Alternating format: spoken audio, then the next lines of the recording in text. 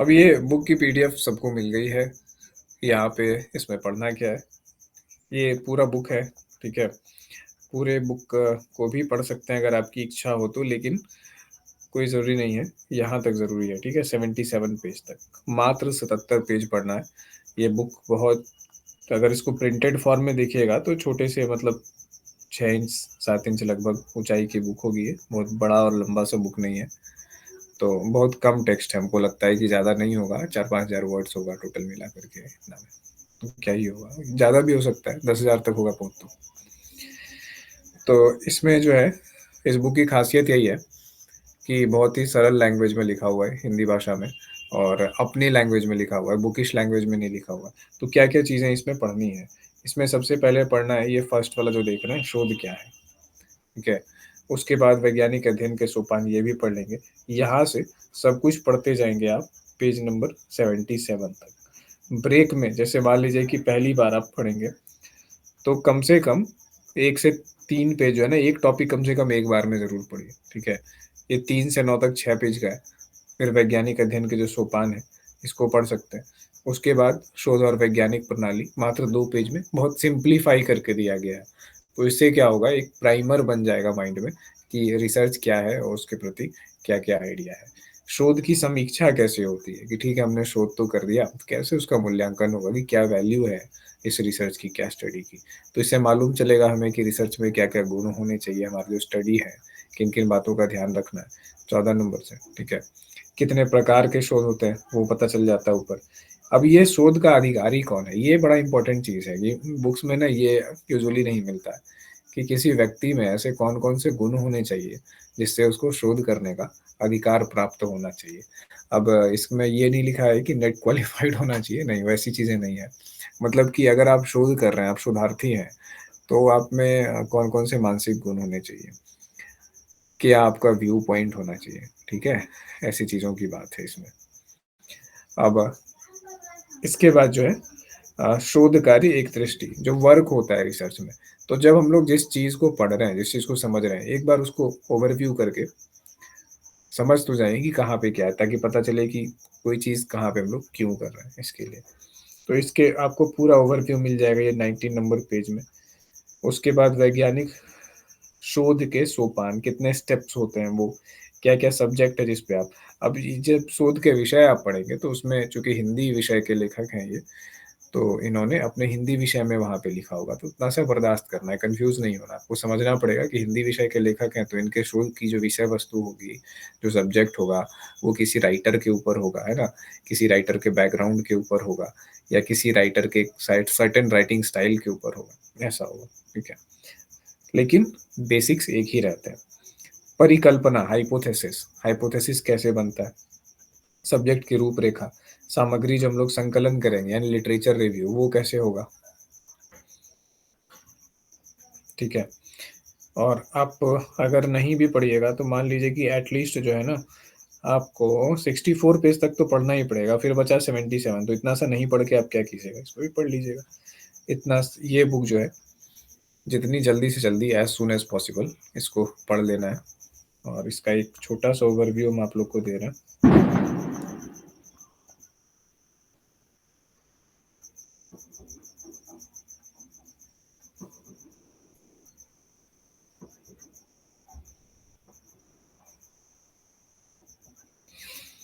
ये चीज़ बहुत कम बुकों में मिलती है देखने के लिए, कि रिसर्च और शोध और खोज का जो मूल चीज़ है, वो आपने अपने जगह से निकाला है, ना कि वेस्ट से कॉपी करके लिया है, परिभाषा उसका ट्रांसलेट किया है हमारे यहाँ के लिटरेचर से, वो उसको जोड़ करके निकाला गया है कि क्या सत्य की जो खोज है। जैसे हम आप लोगों को पढ़ाए थे कि हम लोग क्या करते हैं, हम लोग को ट्रुथ को फाइंड करना होता है।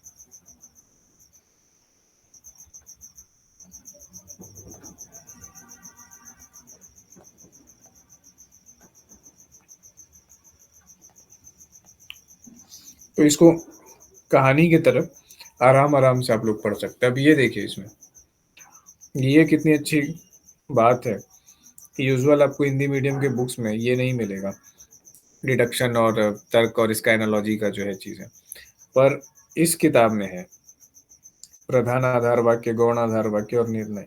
ठीक है, आर्ग्यूमेंट है और आर्ग्यूमेंट के हिसाब से आप किस निर्णय पर, किस निष्कर्ष तक पहुँचते हैं, वो चीज़ है।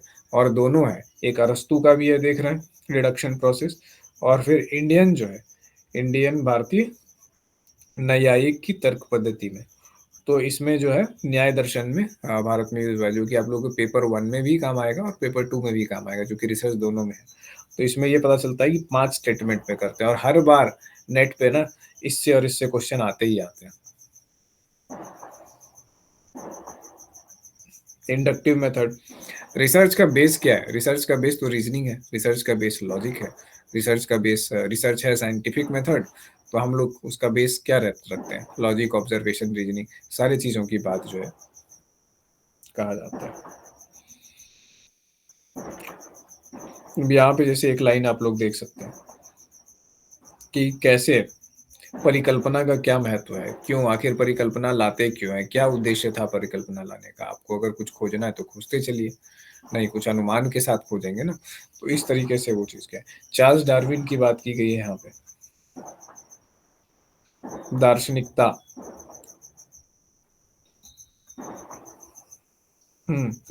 अब ये जो है ना, इसमें जो लैंग्वेज यूज़ की गई है, ये लैंग्वेज हम लोग के बुकिश लैंग्वेज से काफ़ी डिफरेंट है, लेकिन ये लैंग्वेज अंडरस्टैंड करने के पर्पज़ से लिखी गई है। जैसे देखिए, पहला सोपान जो है शोध का, उद्देश्यहीन निरीक्षण। बिना किसी उद्देश्य के जो है क्या कर रहे हैं, ऑब्ज़र्व कर रहे हैं आस-पास, और उसी में कुछ हमको दिख गया। जैसे न्यूटन का सेब का गिरना, बैठे हुए थे पार्क में, कोई उद्देश्य नहीं था, गिर गया, अरे! ये कैसे गिरा? नीचे ही क्यों गिरा? उसके बाद व्यवस्थित अनुसंधान।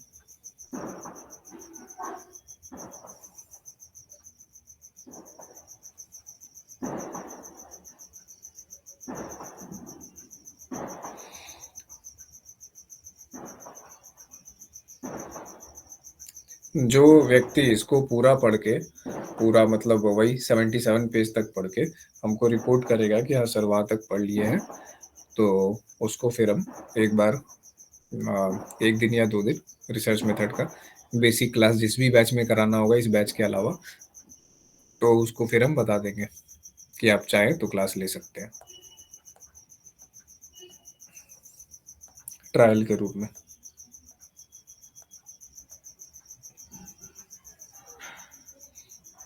अब यहाँ भी देखिए, जैसे हम आप लोगों को कहानी के माध्यम से पढ़ाने की कोशिश करते हैं ना, कैसे हुआ ऐसे हुआ, बिल्कुल उसी स्टाइल को यूज़ किया गया है। लॉर्ड कर्जन की कहानी सुनाई गई है, एक जोन्स नाम के व्यक्ति की कहानी है। उस सिचुएशंस को डिपिक्ट किया गया है कि जिस जिस सिचुएशन में जिस जिस सिचुएशन को समझ करके आप रिसर्च और शोध को अच्छे तरीके से समझ सकते हैं। जैसे रूस का एक आदमी है बारानिकोव करके, उसके बारे में बताया गया है। मैक्स मूलर के बारे में आप लोग सुने होंगे, उसके बारे में बताया गया। अब इसमें कुछ क्या-क्या चीज़ है ना, ये वाला जो पोर्शन है पेज नंबर 21 में, आप देखिए है कि आपको लगा कि वैदिक साहित्य और ईस्टर्न फिलॉसफी सब के बारे में बहुत ज़्यादा चर्चा किया गया, और मेबी आपको लगेगा कि ये यूज़फुल नहीं है। हम एकदम आप लोग को ये कहना है कि इतना गोल्ड मटेरियल है इसका पेज नंबर, चाहे तो आप लोग नोट कर लीजिए, शोध कार्य एक दृष्टि 7 नंबर पेज से। 7 नंबर, 8 नंबर, या ये वाला जो टॉपिक है शोध कार्य एक दृष्टि, इसको जब आप लोग पढ़िएगा तो बगल में अपना नोट्स जहाँ बनाते हैं, वो बना करके अपना कॉपी रख लीजिएगा, और जहाँ-जहाँ ये बताया गया है ना कि किस चीज़ का राइटर कौन है और फिर किसने किसका अनुवाद किया है, ये सबको एकदम नोट करके बढ़िया से लिख लीजिएगा। क्यों? क्योंकि शोध क्या करता है? नॉलेज को बढ़ाता है, या फिर नॉलेज को गेन करने का एक बढ़िया वैज्ञानिक तरीका है। और वो किस पर्सपेक्टिव में इस बुक में लिखा गया है? इंडियन पर्सपेक्टिव में, भारतीय दृष्टिकोण में लिखा गया है। याद कीजिए, हमारे सिलेबस में एक टॉपिक है Indian knowledge systems and traditions, है ना? सारे के सारे क्वेश्चन, ये इतना आपको जो है ना फाइन फ़िल्टर किया हुआ मटेरियल नेट में कहीं पे भी नहीं मिलेगा, ठीक है? सब लोग लिस्ट बना देते हैं एकदम कि मतलब लिस्ट मिल जाएगा पूरा आपके पास 100 150 काम का, बैठ के याद करते रहिए कि हाँ, जो है किसमें किस उपनिषद में क्या लिखा है, किस उपनिषद क्या है, याद ही नहीं होना संभव है। लेकिन इस बुक में लॉजिक के साथ लिखा गया है। इसमें हर जगह पे कि केवल ऐसे ही वर्क्स की चर्चा है इसमें, जिसने शोध पद्धति से रिलेटेड या फिर नॉलेज ट्रेडिशन से रिलेटेड कुछ है, ठीक है? वरना तो आत्मा परमात्मा की अगर बात होगी, तो वो तो कभी खत्म ही नहीं होगी और कितने जगह पे लिखी होगी, उसका तो कहना ही मुश्किल है। वैसा भी क्वेश्चन पूछते हैं नेट से, लेकिन समझिए कि वैसा क्वेश्चन अगर आए, तो उसके पीछे मत जाइए क्योंकि उस 4-5 क्वेश्चन के चक्कर में वो पूरा जीवन आपका जा सकता है और फिर भी वो 4-5 क्वेश्चन ना बने। जैसे यहाँ देखिए न्याय बिंदु, प्रमाणवर्तिक, है ना? कौन है? धर्मकीर्ति नाम का व्यक्ति है। तो न्याय बिंदु प्रमाणवर्तिक क्यों? प्रमाण की बात कहाँ आ रही है? क्यों? क्योंकि रिसर्च मेथड में हम लोग को प्रमाण खोजना है, एविडेंस खोजना है। तो कौन-कौन ऐसे व्यक्ति थे जिन्होंने पहली बार इंडियन नॉलेज ट्रेडिशन में इन चीज़ों का यूज़ किया? ये चीज़ हमको इस बुक के अलावा और कहीं नहीं मिली है। जितने भी बुक मैंने पढ़ी है, खोजी है या नोट्स वगैरह जहाँ भी देखे हैं, कहीं नहीं। तो इससे एकदम नोट्स बना लेना है बढ़िया से। इसके पहले की चीज़ें आप स्थिर से बैठ के ऐसे मतलब लेट-वेट के आराम से पढ़िए, रिलैक्स होकर के समझने के लिए धीरे-धीरे पढ़िए। ऐसा नहीं कि पढ़ के खत्म कर दिए एक दिन में सब, ना। जहाँ तक समझ में आए, दिमाग हैर रहा है, अच्छा लग रहा है, बढ़िया फीलिंग है, वहाँ तक पढ़ा, उसके बाद फिर टाइम पढ़ेंगे उसके आगे। अब इसमें क्या है, फिर आप आइएगा तो थोड़ा-सा आता है हिंदी साहित्य का बात। इसको छोड़ देना है, क्योंकि हम लोग हिंदी साहित्य के लोग नहीं हैं, ठीक है?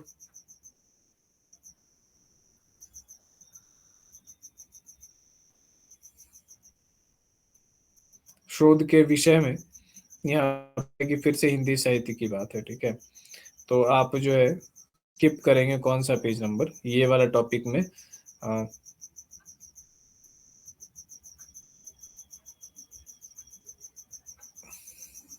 पेज नंबर 25 से 25, 26, 27, 28, 29। हालाँकि अगर आपको इच्छा है, अगर अच्छा लग रहा है तो पढ़ सकते हैं, हिंदी साहित्य को जानने का वो चीज़ है तो, नहीं तो कोई ये नहीं है। वहाँ से लेकर के 25 से लेकर के 30 हो गया, 31 हो गया,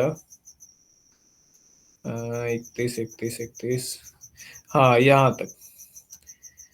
32 पेज तक आप छोड़ सकते हैं। 25 से लेकर के 32 पेज तक आप इसको छोड़ दीजिए और उसके बाद फिर यहाँ जो नीचे है 32 पेज नंबर परिकल्पना के स्रोत, यहाँ से आप जो है पढ़ना चालू कीजिए। और ठीक है, भले ही समझिए कि यहाँ पे बात उसकी हो रही है, लेकिन उसकी बात को ही समझिए ना, एक बार स्थिर से रह के देखिए तो फ़ायदा होगा इसका। ऐसा नहीं कि सर ये हिंदी का है तो हम क्यों पढ़े, नहीं हमको तो भागना है, नहीं। थोड़ा पेशेंस रखने का भी फ़ायदा होता है। अब देखिए कि कैसे वो व्यक्ति उसमें रिसर्च कर रहा है, क्योंकि रिसर्च की विधि वैज्ञानिक होती है। भले ही सब साइंसेज़ में विधि अलग-अलग हो, ब्रेन साइंसेज़ वाले जो है वो ब्रेन में इलेक्ट्रोड लगाएँगे, हम लोग सर्वे का यूज़ करेंगे और लिटरेचर वाले जो है स्टडी और रेफ़रेंस का यूज़ करेंगे। लेकिन बेसिक जो मेथड है ना, उसका आधार साइंटिफिक होता है और उन आधारों को समझना ही सबसे ज़्यादा ज़रूरी है, ठीक है? बाकी तो मेथड आ जाएगा पढ़-पढ़ के। तो ये पढ़ना है, विषय की रूपरेखा, ठीक है? ये पढ़ेंगे, इसमें ये वाला सूर का व्यक्तित्व और कृतित्व जो है, ये वाला आप छोड़ सकते हैं, क्योंकि ये हिंदी वालों के लिए। तो समझिए कि 77 पेज में तो आधा तो छूट ही गया आपका। लगभग 40-45 पेज मात्र पढ़ना होगा और वो भी इतना छोटा-छोटा पेज। मुश्किल से 100 150 वर्ड नहीं पूरेगा एक पेज में।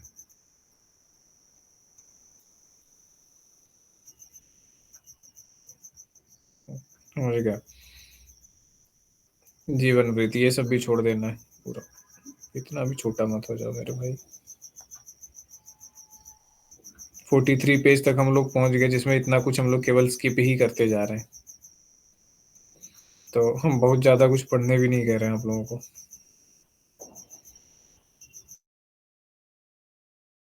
त्रिगुण पंथ, मध्यम मार्ग, पथ प्रदर्शक गुरु, ये जहाँ थोड़ा-सा आध्यात्मिक और ये सब दिखने लगे ना उपनिषद वगैरह से रिलेटेड, उसको मत छोड़िए, तो उसको एकदम छोड़ना ही नहीं है। इसीलिए नहीं छोड़ना है, क्योंकि इंडियन नॉलेज ट्रेडिशंस के बीच से क्वेश्चंस आ सकते हैं, ये सब। उसका नोट्स बना लेना है आप लोगों को और जो व्यक्ति नोट्स बना लेगा अच्छे से हमको दिखाएगा फिर। ये वाला छोड़ दीजिएगा पेज नंबर 48, क्योंकि ये नहीं है। हाँ, ये देखिएगा 49 पेज से सामग्री का संकलन एवं उसके स्रोत।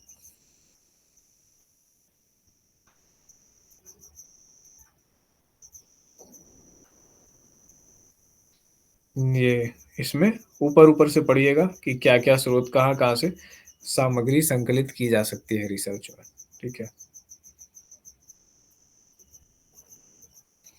हुँ, शोध सामग्री के स्रोत, कहाँ से जो है आपको पता चलेगा सामग्री मिलेगी, ये सब चीज़ है।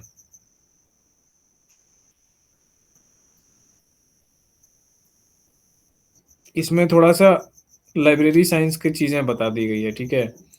अब लाइब्रेरी साइंस में क्या है कि जब आप लाइब्रेरी में जाते हैं तो आपको खोजने की ज़रूरत पड़ती है। हालाँकि इससे ना नेट में क्वेश्चन आता है, अभी तक तो नहीं आ रहा है, अब आ जाए तो अलग बात है। और ना ही आप यूजुअली कोई इस्तेमाल करता है क्योंकि कोई तो रिसर्च समझिए कि पीएचडी या रिसर्च जो भी है, हम तो उतना नहीं सुने अभी तक लेकिन किए भी होंगे बहुत लोग। मेरी जानकारी में उतना नहीं दिखे है कि लाइब्रेरी में जाके खोज रहे हैं और उनको लाइब्रेरी का सिस्टम पता होना चाहिए। लेकिन ये उस समय की बुक है जब शायद ईमानदारी से काम होता होगा बहुत ज़्यादा। तो इसमें ये भी बताया गया है कि कैसे आप लाइब्रेरी में जा कर के आप किस कोड के हिसाब से जो है बुक खोजिएगा। जैसे बी कोड के साथ जो होंगे वो दर्शन और धर्म की पुस्तकें होंगी, सी के साथ इतिहास होगा। वैसे करके आप लाइब्रेरी का कोड नंबर जो है स्टॉल का पढ़ के आपको समझ में आएगा कौन-सा पुस्तक का है। नहीं तो मेरी तरह बेवकूफ़ की तरह जैसे अब ग्रेजुएशन में थे फर्स्ट ईयर में, हमको ये सब नहीं पता था। पूरा लाइब्रेरी में जाके दिन भर देखते रहते थे इस कोना से उस कोना तक, उस कोना से उस कोना तक, कहाँ है, कहाँ है? पूरा दिन भर लग जाता था लाइब्रेरी में। तो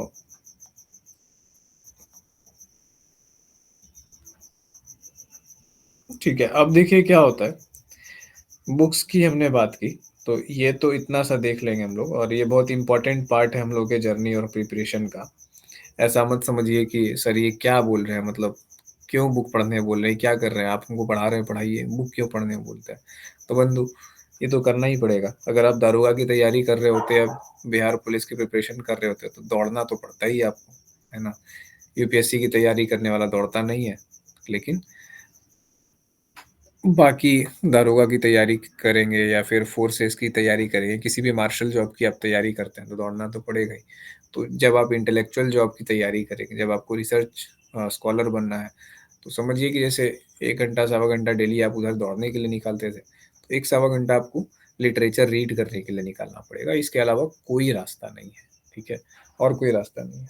मतलब ये बहुत क्लियर हम कह रहे हैं कि नहीं होगा, इसके बिना ना नहीं होगा। हम कितना भी पढ़ा देंगे, कितना भी रिवाइज़ करा देंगे, सब्जेक्ट मैटर का नॉलेज हो जाएगा, लेकिन ये चीज़ इतनी क्रूशियल है ना कि केवल नॉलेज से क्रैक नहीं होता है नेट। हाँ, अगर कुछ वैसा स्पेशल कैटेगरी बेनिफिट है तब शायद हो जाए तो हो जाए, लेकिन वो भी नहीं होता है क्योंकि इस बार तो एससी-एसटी का भी कट ऑफ भाई साहब, उफ़!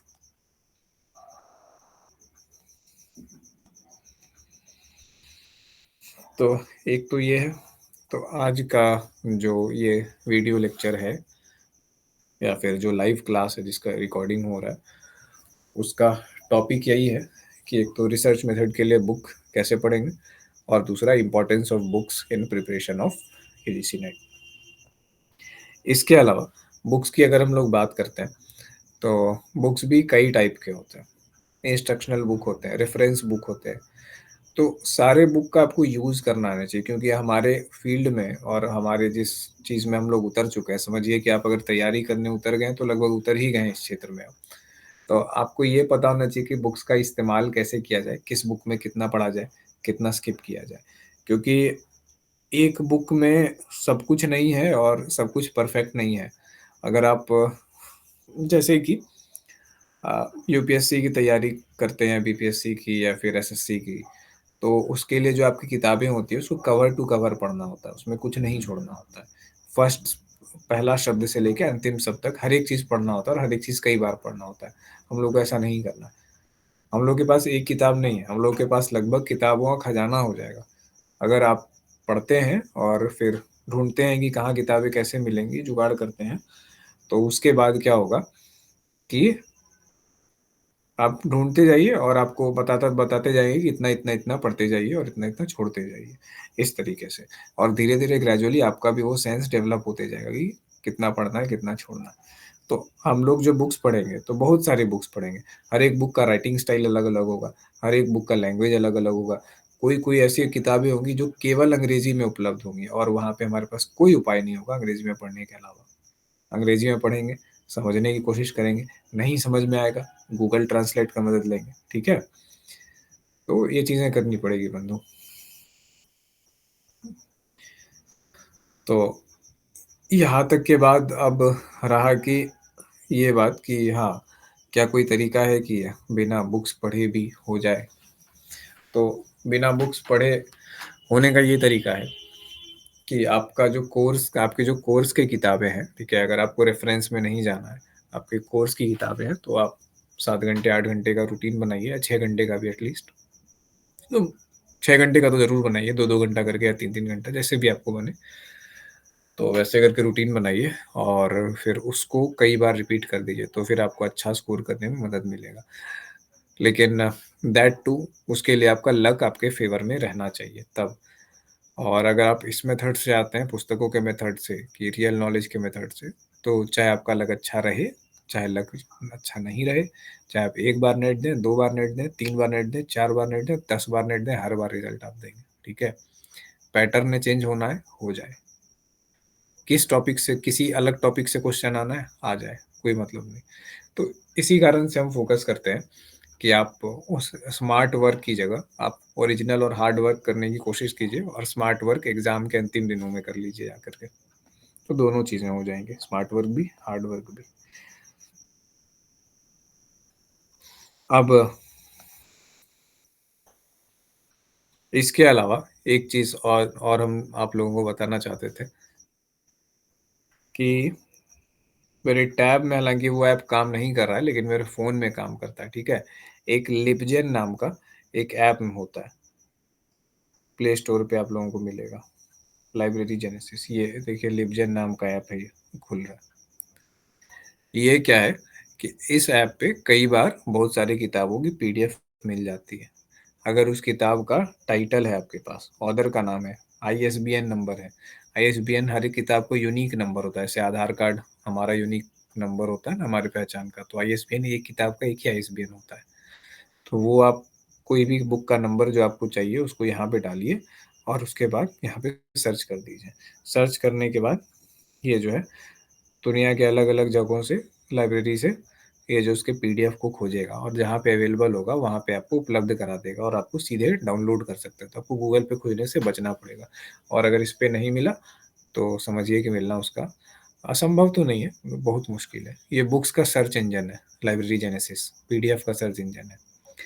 इसके अलावा एक और चीज़ है, उसको कहते हैं टॉरेंट। टॉरेंट भी एक टेक्नोलॉजी है, वो हम दिखाते हैं। उसके लिए जो ऐप है टॉरड्रॉइड नहीं है इसमें। अच्छा, अभी आपके सामने ही हम इंस्टॉल करेंगे, देख लीजिए कि कैसे मटेरियल कहाँ-कहाँ से लिया जाता है। ये सब चीज़ें क्लियर रहेंगी, तो फिर ये नहीं होगा कि सर कहाँ खोजें, मिल नहीं रहा है। ऐसी चीज़ें नहीं होंगी। आपको पता होना चाहिए आपके काम की चीज़ कहाँ मिलेगी।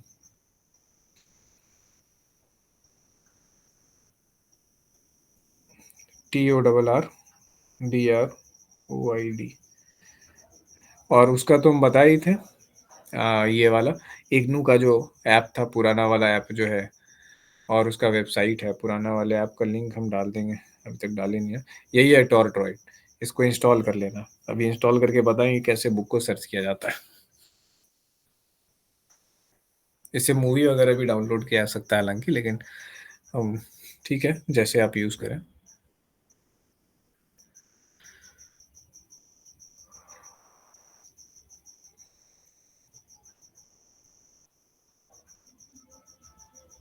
तो यहाँ पे जो है ना, ऊपर वाले में एंटर कीवर्ड्स, यहाँ पे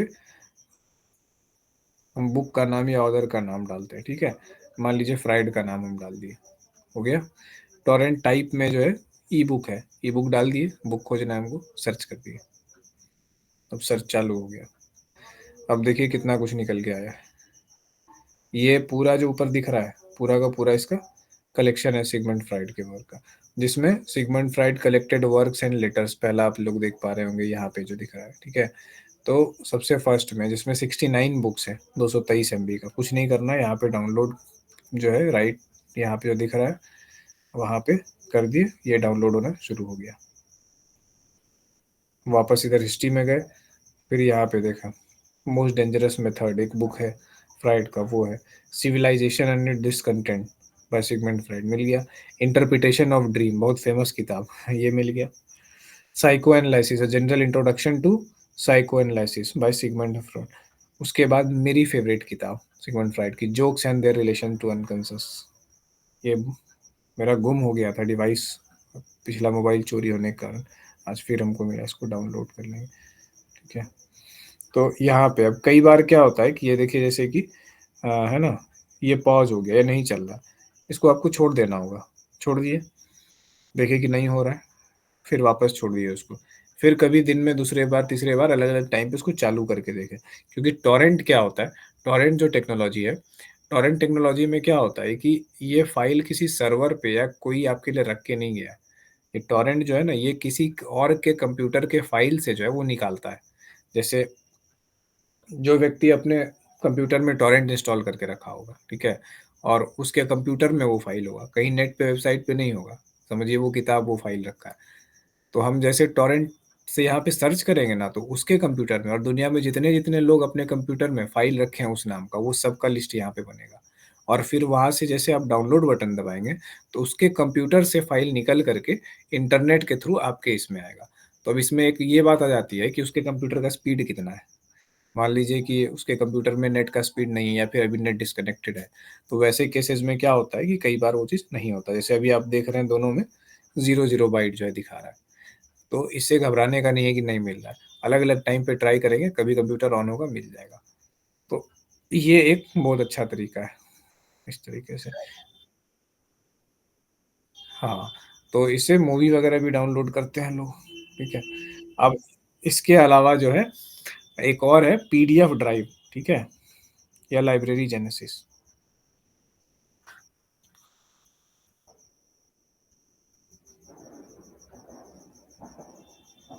चलिए, आप नेट पे सर्च कीजिएगा ऐसे पीडीएफ ड्राइव। इस साइट पे इंडियन गवर्नमेंट ने बैन बैन कर दिया था, तो डाउनलोड में दिक्कतें आ गई थी, लेकिन हाँ देखिए ऑफलाइन दिखा रहा है ना।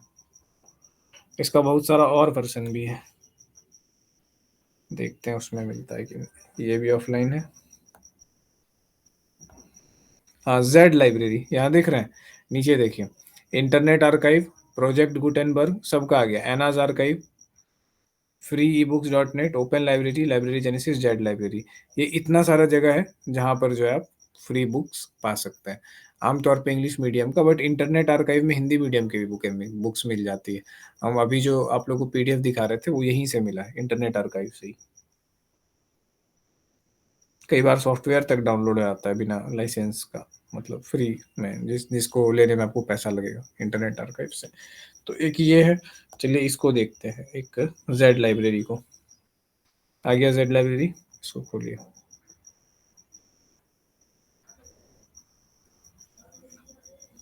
यहाँ पे आप सर्च करेंगे जो आपको सर्च करना है। चलिए मान लीजिए फ्राइड का हम देखते हैं कि नहीं, jokes and their relation to subconscious. Jokes, कभी सोचेंगे कोई बात हम लोग को फनी क्यों लगता है और हम लोग हंस क्यों देते हैं? ऐसा क्या होता है उसमें? क्या कुछ वैसा हो सकता है कि क्या उसकी विशेषता है क्योंकि कि हम हंसी? लोग उस बात को पॉजिटिव वे में लेते हैं, इसलिए कुछ हंसी आ जाती है। Jokes and the relation to society, ये मिल गया। ये सिगमंड फ्राइड ने ना उसके पूरा साइकोलॉजिकल एनालिसिस किया है इस चीज का। ये आ गया add, thank you so much. Download started. तो सिगमंड फ्राइड ने उसका पूरा साइकोलॉजिकल एनालिसिस किया कि ऐसा क्या होता है जोक्स में, उसके लैंग्वेज में या उसके कंटेंट में, जो कि व्यक्ति को हंसी आ जाता है। अब इसको पढ़ के जो आदमी जोक नहीं मारने जानता है, वो भी जोक मारता है इसको, मतलब मार सकता है बढ़िया से बढ़िया जोक और लोग एकदम हंस सकते हैं। मतलब इतना जोक मार सकता है कि अगर वो आए तो उसके आसपास लोग हंसते हंसते मर जाए। हालांकि इस पे हमको ये इंटरेस्ट हुआ था कि यार मतलब ऐसा इस पे भी कोई काम किया है, ऐसे विषय पे भी, तो इसके मुताबिक हमने इसको पढ़ा, कि कुछ पेजेस पढ़े, पूरा तो नहीं पढ़ा।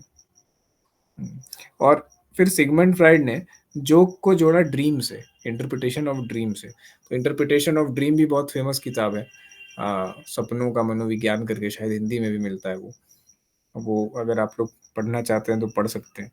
ये सब ऐसी किताब है जो आपको टेक्स्ट बुक की तरह नहीं लगेगा, आपको लगेगा उपन्यास पढ़ रहे हैं, मज़ा आता है पढ़ने में। देखते हैं इसको डाउनलोड करके, लॉगिन मांग देगा नहीं तो आईडी बनाना पड़ेगा इसके लिए। खैर आईडी बना के हो जाएगा, लेकिन चाइल्ड लाइब्रेरी के बारे में पता है, पहले भी यूज़ किया। तो ये है,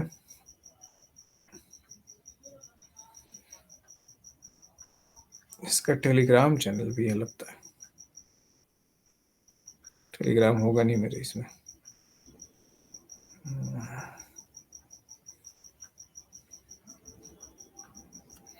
तो यहाँ से मटेरियल मिल जाएगा। उसके बाद अगर किन्हीं को विशेष शौक है पुस्तकों का, तो संभव नहीं है कि आप ऑफलाइन इतनी सारी पुस्तकें खरीद पाएँ या फिर वो कैरी कर पाएँ, तो आप एक किंडल ले सकते हैं मेरी तरह। उसमें किंडल में बहुत सारे बुक्स के सॉफ्ट कॉपी अवेलेबल होते हैं, खरीद करके मिल जाते हैं, तो कम टेंशन होता है, इतना खोजना नहीं पड़ता। लॉगिन करो फिर ये वो सहल, मतलब आधे दाम में लगभग सॉफ्ट कॉपी मिल जाता है उसका। ये तो हो गई बुक्स की बात। अब आते हैं हम लोग रिसर्च पेपर पे, कि हमको किसी चीज़ के बारे में इंटरेस्ट हुआ, ठीक है? उस चीज़ के बारे में पढ़ना है, थोड़ा अच्छे से समझना है कि रियल लाइफ में उसका कैसे क्या एप्लीकेशन होता है। तो वो कैसे पता चलेगा? वो तब पता चलेगा जब हम लोग रिसर्च पे जाएँगे। तो आइए देखते हैं कि रिसर्च पेपर्स को आप लोग कैसे एक्सेस करेंगे। उसको एक्सेस करने के लिए यहाँ पे टाइप करना है स्कॉलर।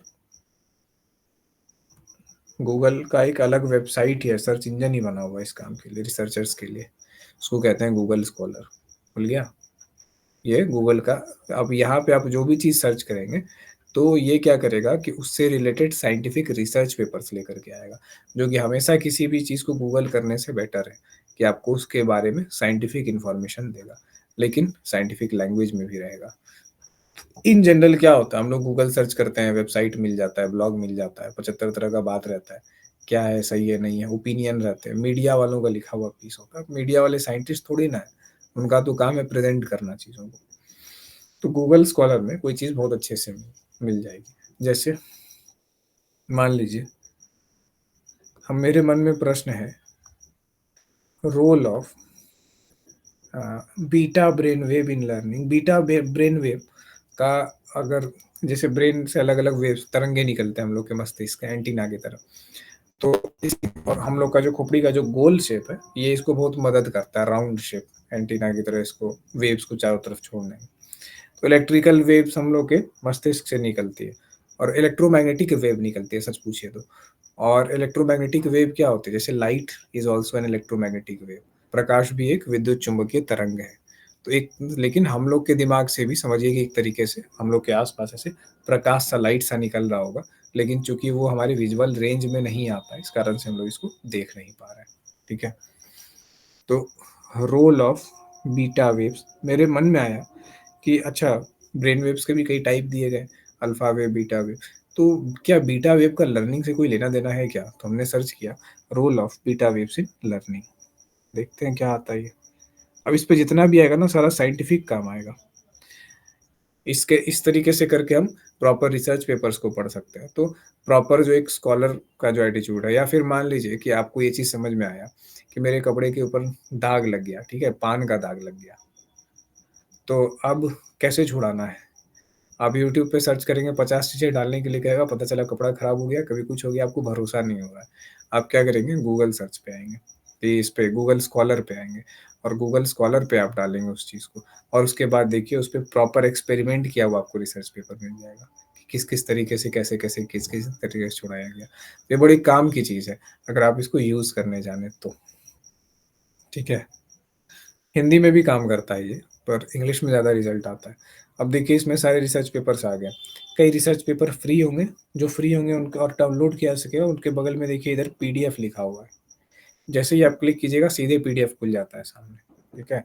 और जिसके बगल में पीडीएफ नहीं लिखा हुआ है, वहाँ पे 2 चीज़ें हो सकती है, या तो वेबसाइट के अंदर मिलेगा आपको, या तो पैसा देना पड़ेगा उसको पढ़ने के लिए।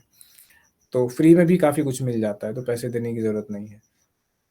अब देखिए ये analysis of brain waves according to their frequency, अलग-अलग चीज़ें इसके रिलेटेड मिल गई, जहाँ पे केवल और केवल साइंस और साइंटिफिक चीज़ है, कोई ये ओपिनियन या मीडिया का ये या ऐसे-वैसे फैलाई हुई समझी-समझाई बात नहीं है। तो इस तरीके से हम लोग गूगल स्कॉलर का यूज़ करेंगे। अब बोलेंगे सर हिंदी में गूगल स्कॉलर में बड़ा तकलीफ़ हो रहा है, तो क्या करें? उसके लिए भी उपाय है।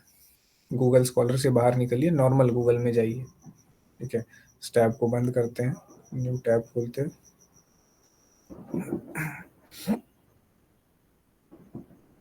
चलिए, न्यू टैब ही खुला हुआ है, गूगल में डालते हैं शोध गंगा।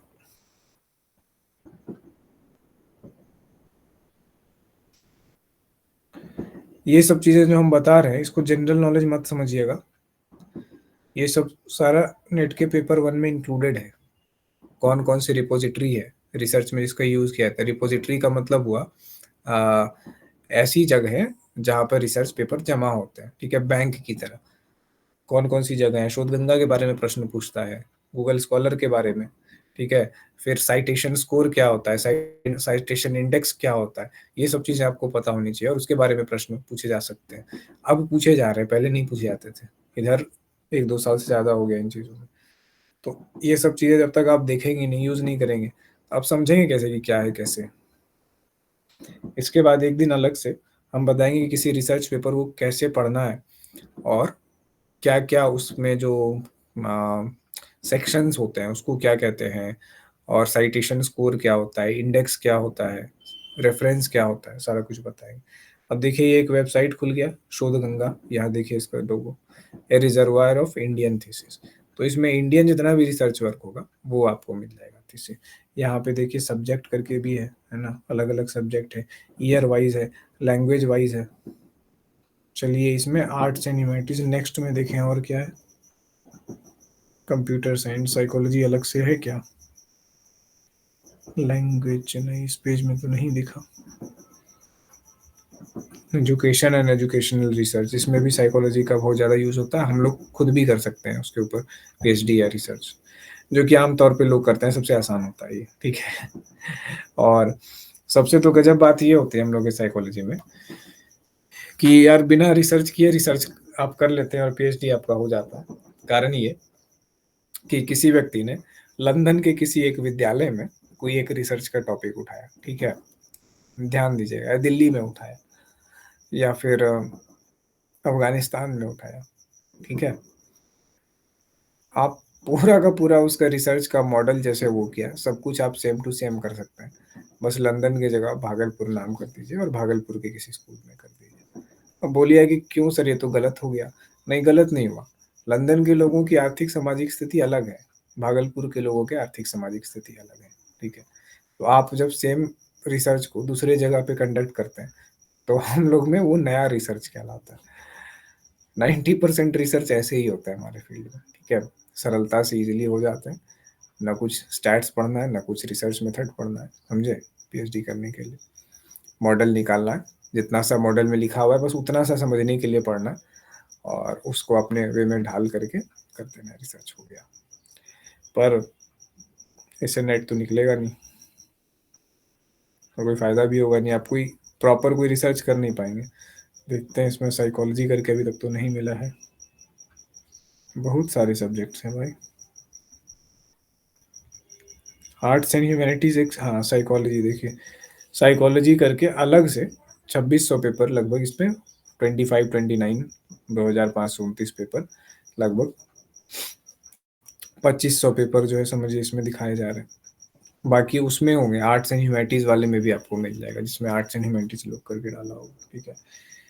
तो यहाँ पे आप सर्च कर सकते हैं, अगर मान लीजिए आपको स्ट्रेस या एंग्जायटी पे करना है, तो फॉर जो है इसमें करके यहाँ पे डालिएगा स्ट्रेस या एंग्जायटी, जो वर्ड्स हैं सब डालिए, गो कर दीजिए, मिल जाएगा। यहाँ पे और भी उसमें कुछ ऐड करना है और भी डाल दीजिए, वो ऐड करते जाइए, सबके साथ सर्च करेगा ये साइट। और ये जो है आइटम, कुछ-कुछ चीज़ें हैं जो कि यहाँ पे दिया गया, रिसेंटली लोगों ने सर्च किया है, तो उसका एग्ज़ाम्पल दिया है। जैसे देखिए, study of some need as moderating variable in role stress and job strain relationship, sustained attention and working memory in athletes, ये चीज़ है। Diabetes type 2 and pre diabetic patient psychological management, इसके ऊपर है। Personality factors and adjustment pattern of working and non working women. तो जब research method पढ़ते हैं तो साथ-साथ जो है थोड़ा-थोड़ा रिसर्च भी पढ़ना चाहिए कभी-कभी। खाली टाइम में बैठ करके, क्योंकि वही सही टाइम है आपको पढ़ने का। बाद में आप कहें कि नहीं सर बाद में पढ़ लेंगे, तो फिर उतना फायदा नहीं होगा बाद में पढ़ने का। ठीक है, जब रिसर्च मेथड आप पढ़ रहे हैं उसी समय ये सब चीजें करनी है आपको। तो जिनको गूगल स्कॉलर ज़्यादा अच्छा लगे वो उधर देखिए, जिनको शोध गंगा अच्छा लगे वो भी रखिए। शोध गंगा भी रेपुटेड है, भारतीय है लेकिन रेपुटेड है। मेंटल हेल्थ का देखिए, इसमें 17 को नाम से दिया है। देखिए इसमें क्या क्या है। हाँ, स्पोर्ट्स पर्सन के ऊपर है, इमोशनल इंटेलिजेंस के ऊपर, इसमें कैटेगरी वाइज कर दिया है, अचीवमेंट मोटिवेशन। तो ये देखने की कोशिश कर रहा है लगता है, हाँ, इमोशनल इंटेलिजेंस, मेंटल हेल्थ और अचीवमेंट मोटिवेशन, अलग अलग सामाजिक जो कैटेगरी है, जनरल, ओबीसी, एससी, ये सब में कंपेरेटिव स्टडी करके। हम्म।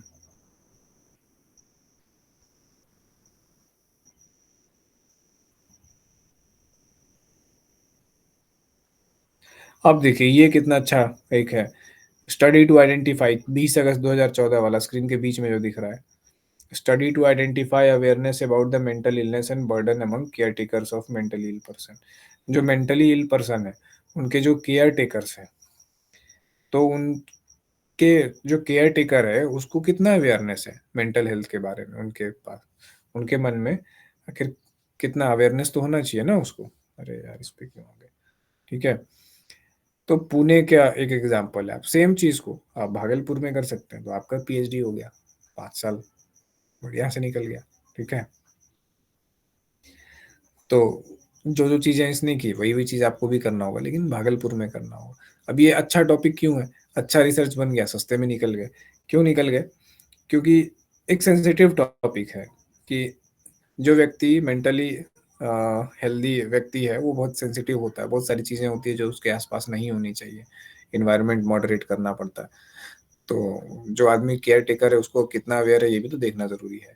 तो इस तरीके से आप अच्छे अच्छे रिसर्चेस का आइडिया भी यहाँ से प्राप्त कर सकते हैं। और जो रिसर्च सरल लगे, क्योंकि रिसर्च मेथड में हम लोग को पूरी की पूरी कॉम्प्लिकेटेड चीज़ें भी पढ़नी पड़ती है और पढ़नी ही पड़ेंगी, क्योंकि नेट देना है, सॉल्व करना है, तो वहाँ पे तो आएगा ही, तो वहाँ पे तो डेप्थ में आएगा, तो पढ़नी ही पड़ेंगी। पर बेसिक चीज़ों में, मतलब अच्छा से जीवन जीने चलने योग्य जो है ना, यहाँ से भी देख देख के पढ़ सकते हैं। अब रिसर्च पेपर को पढ़ने का तरीका क्या है, रिसर्च पेपर भले ही 3-4 पेज का होगा, लेकिन उसको एक रिसर्च पेपर को पढ़ने में आप यहाँ से डाउनलोड भी कर सकते हैं, पढ़ने आप 1 सप्ताह दीजिए। क्यों? क्योंकि उसके पहले अगर आप पढ़ते हैं तो आप उसके साथ जस्टिस नहीं कर रहे हैं। ठीक है, बिल्कुल भी आप जस्टिस नहीं कर पाएंगे उस चीज़ के साथ। क्योंकि जैसे आप रिसर्च पेपर को आगे पढ़ेंगे तो उसमें देखेंगे रिसर्च डिज़ाइन का यूज़ किया हो गया। ठीक है, किस मेथड का यूज़ किया होगा, हो सकता है वो मेथड, वो डिज़ाइन के बारे में आपको नहीं पता है, तो फिर आप क्या करेंगे, वहाँ पे रुक जाएंगे। आप वापस जाके पहले उस डिज़ाइन वाले पार्ट को पढ़ेंगे, उस मेथड वाले पार्ट को पढ़ेंगे। हो सकता है उसने स्टैट्स में कोरिलेशन का यूज़ किया, आपको कोरिलेशन नहीं आ रहा है ना, उसने किसी टर्म का यूज़ किया वो नहीं आ रहा है, आप फिर वहाँ पे रुकेंगे, फिर वापस जाके उसको पढ़ेंगे, तब आकर के इसको समझेंगे कि ये चीज़ हुआ। तो आपका अंत उद्देश्य जो है, इसको केवल देखना नहीं है कि हाँ मतलब पैम्फलेट ऐसे आया, हाँ बस किसी दवाई दुकान का पैम्फलेट है देख लिया, कोचिंग का पैम्फलेट है हाँ पढ़ लिया, हाँ चलो, ऐसे नहीं करना। एक ही डाउनलोड कीजिए, चाहे 15 दिन में एक पढ़िए, लेकिन उसको पूरा समझना है उद्देश्य। तो इस तरीके से आप करेंगे तो आपका रिसर्च मसल जो है एकदम हो जाएगा बुलेट प्रूफ, और ये बहुत ज़्यादा फायदा देगा और काम देगा। क्योंकि आप कहीं अच्छे जगह पर जाते हैं, चाहे पीएचडी में या उसके बाद भी, तो एक एसओपी और एक रिसर्च प्रपोजल लिखना होता है, 2 चीज़ें। रिसर्च प्रपोजल में आप ये लिख के बताएंगे कि आप कौन सा रिसर्च वहाँ पे करना चाहते हैं, और वही तो आपकी क्षमता का जो है ना स्टेटमेंट होता है। यकीन मानिए कि कोई नेट जेआरएफ गेट कुछ नहीं चाहिए, अगर आप रिसर्च में प्रपोजल बहुत तगड़ा लिख सकते हैं ना, तो जहाँ के फॉर्म में लिखा हुआ है कि यहाँ केवल नेट जेआरएफ वाले ही अप्लाई कर सकते हैं, वहाँ पे आप बिना नेट जेआरएफ के अप्लाई कीजिए, और रिसर्च प्रपोजल आपका तगड़ा है, एक सीट पे भी हो सकता है कि केवल आपका हो, जबकि वहाँ ये बाध्यता लिखी हुई है कि नहीं यहाँ केवल नेट जेआरएफ वाले ही अप्लाई करेंगे। तो रिसर्च प्रपोजल लिखने का पावर इतना ज़्यादा होता है। और जो प्रोफेसर या सेलेक्टर्स होते हैं, उनके पास भी ये पावर होता है कि किसी रिसर्च प्रपोजल को अगर वो सॉलिड देखें तो उसके ग्राउंड पर ना उस बाध्यता को हटा सकते हैं कि नहीं नेट जेआरएफ चाहिए ही चाहिए, जबकि वो नोटिफिकेशन में लिखा हो फिर भी। तो ये सोचिए कि ये कितना ज़्यादा इम्पोर्टेंट है। तो आज के लिए इतना ही रखते हैं हम लोग। बेसिकली रिसर्च के लिए लिटरेचर कैसे पढ़ें, इसका एक मोटा-मोटा सा हम लोगों ने आज एग्ज़ाम्पल देखा है, ठीक है? तो जिनका-जिनका एग्ज़ाम है, उसके लिए सबको all the best. Recording stop कर दीजिए।